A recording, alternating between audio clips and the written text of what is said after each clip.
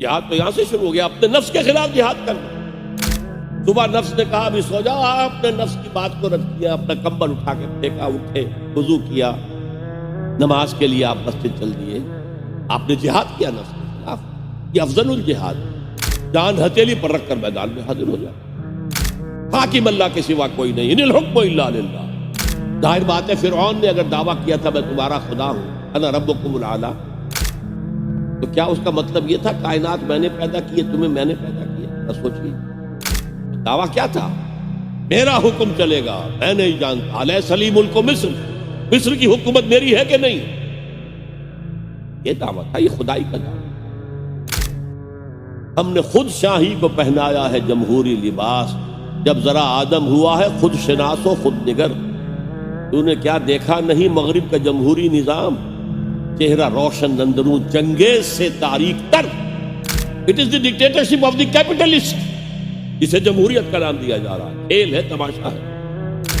تو آج کی دنیا کا سب سے بڑا شرک اسے کوئی جانتا ہی نہیں، وہ شرک فی العقیدہ ان کو معلوم ہے، اور اس کے اوپر فتوے بھی وہ لگا دیں گے۔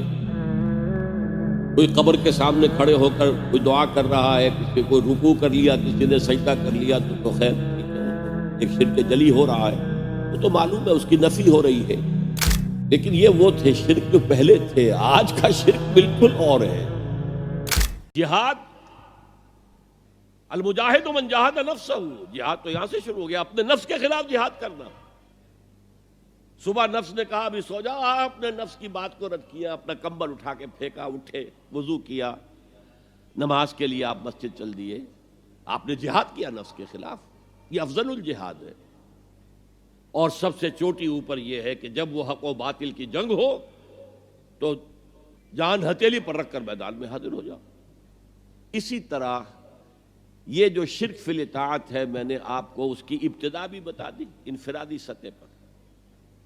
افرأیت من اتخذ الہہ ہواہ افانت تکون علیہ وکیلا، کیا تم نے غور کیا اس شخص کی حالت پر جس نے اپنی خواہش نفس کو اپنا معبود بنا لیا، الہ بنا لیا، کہہ رہا ہے لا الہ الا اللہ، لا الہ الا اللہ، لیکن الہ تو اس کا نفس ہے۔ اب اس کو انتہا پر لے جائیے۔ عہد حاضر کا سب سے بڑا شرک عوامی حاکمیت کا تصور ہے۔ حاکم اللہ کے سوا کوئی نہیں، ان الحکم الا للہ۔ ظاہر بات ہے فرعون نے اگر دعویٰ کیا تھا میں تمہارا خدا ہوں، انا ربکم الاعلی، تو کیا اس کا مطلب یہ تھا کائنات میں نے پیدا کی ہے، تمہیں میں نے پیدا کیا؟ ذرا سوچئے، کیا وہ بزرگ موجود نہیں ہوں گے جنہوں نے اسے دیکھا ہو کہ آج اس کی ولادت ہوئی تھی، کل اس کی کوئی اور سیری بنی ہوئی تھی؟ یہ سب کیسے دعویٰ کیا تھا؟ میرا حکم چلے گا، میں نہیں جانتا، الیس لی ملک مصر، مصر کی حکومت میری ہے کہ نہیں؟ یہ دعویٰ تھا، یہ خدائی کا دعویٰ ہے۔ کسی زمانے میں وہ فرد ہوتے تھے، نمرود ہوتے تھے، نماردہ، فراعنہ۔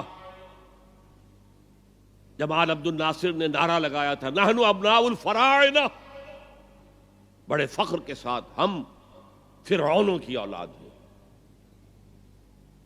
اور صدام نے لگایا تھا نعرہ نحن ابناء النماردہ، ہم نمرودوں کی اولاد ہیں۔ عراق کے بادشاہوں کا لقب نمرود تھا، اور مصر کے بادشاہ فراعنہ تھے، فرعون تھے۔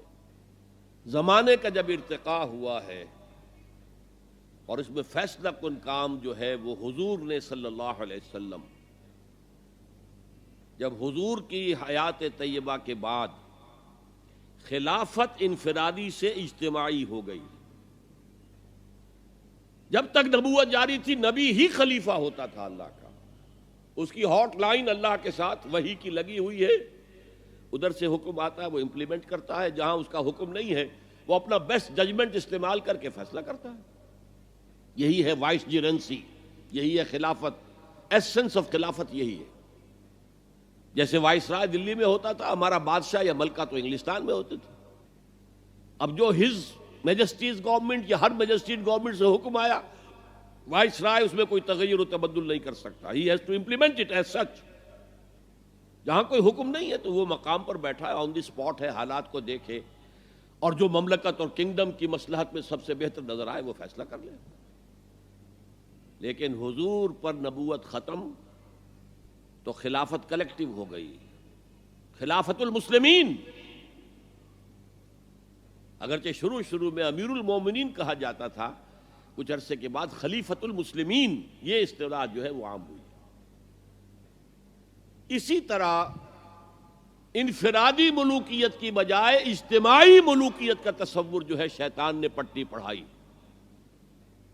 ابلیس کی مجلس شورا جو اقبال کی بڑی ہی یوں سمجھیے کہ اہم ترین نظموں میں سے امت مسلمہ کے نام پیغام پر مشتمل وہ نظم جو ہے، اور وہ ان کے آخری ایام کی ہے، اور وہ ان کی زندگی میں چھپی بھی نہیں تھی. ارمغان حجاز ان کے انتقال کے بعد چھپی ہے، جس میں آخری جو کلام تھا فارسی اور اردو دونوں کا جمع کر دیا گیا، ورنہ اس سے پہلے فارسی علیحدہ چھپتی تھی کتابیں، اردو کی علیحدہ.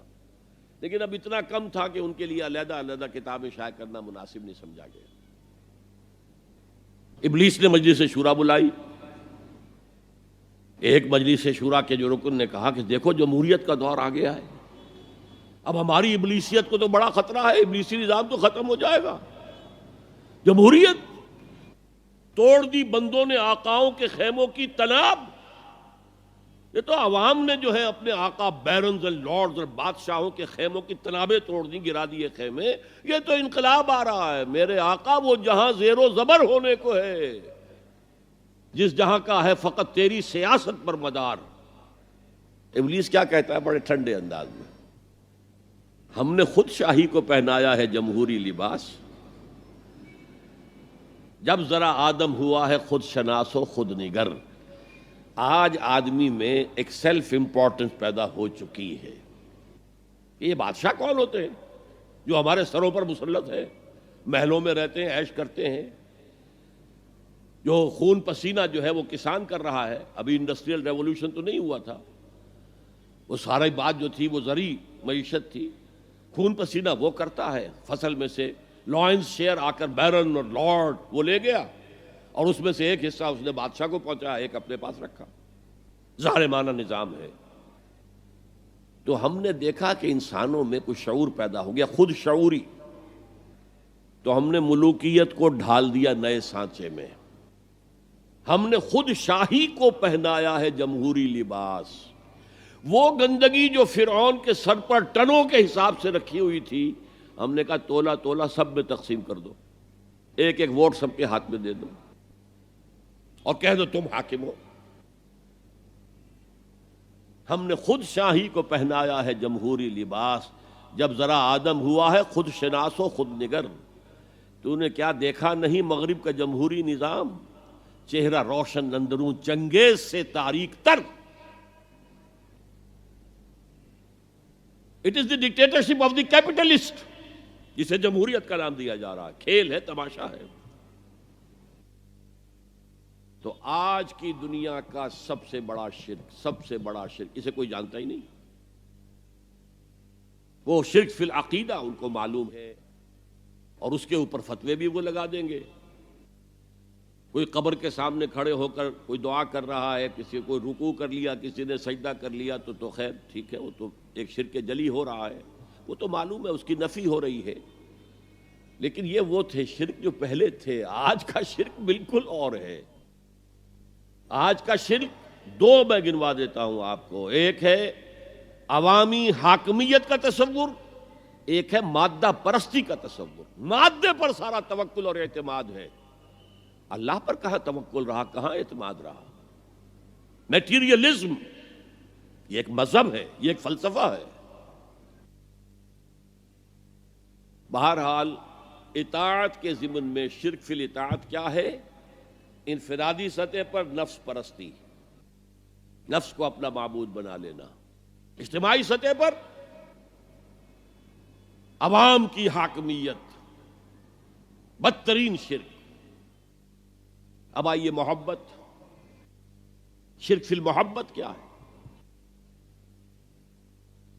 اگر کسی بھی شے اور کسی بھی انسان کی محبت اللہ کی محبت سے بڑھ جانا تو دور کی بات ہے، برابر بھی آ کر ہم نشین ہو گئی، بیٹھ گئی، تو یہ شرک ہے.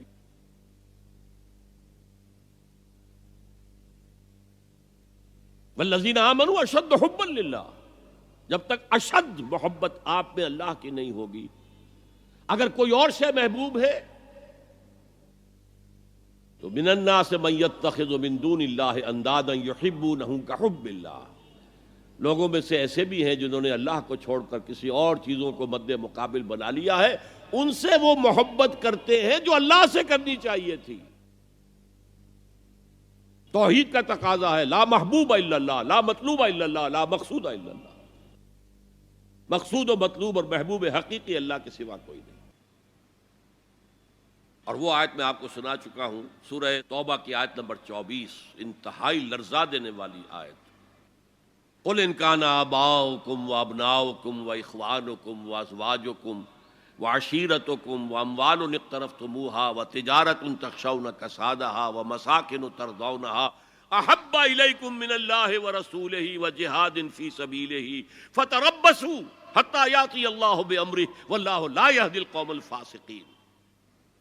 اے نبی ان کے کان کھول دیجئے، اچھی طرح سنا دیجئے کہ اے لوگو، اے ایمان کے دعوے دارو، اگر تمہیں اپنے باپ، اپنے بیٹے، اپنے بھائی، اپنی بیویاں یا بیویوں کے لیے شوہر اور اپنے رشتہ دار اور اپنے وہ مال جو بڑی محنت سے کما کر کھتے بھرے ہوئے ہیں اور اپنی وہ تجارت جس کی کساد بازاری کا تمہیں اندیشہ رہتا ہے مندہ نہ ہو جائے، اور اپنے وہ محل، اپنی حویلیاں جو تم نے تعمیر کی ہیں اور بہت تمہیں محبوب ہیں، انہیں خوب فرنش کیا ہے، اگر یہ 8 چیزیں محبوب تر ہیں اللہ سے اور اللہ کے رسول سے اور اللہ کی راہ میں جہاد سے، تو جاؤ دفع ہو جاؤ، وہاں بیٹھ کر انتظار کرو یہاں تک کہ اللہ اپنا فیصلہ سنا دے، اور اللہ ایسے فاسقوں کو کبھی ہدایت نہیں دے گا۔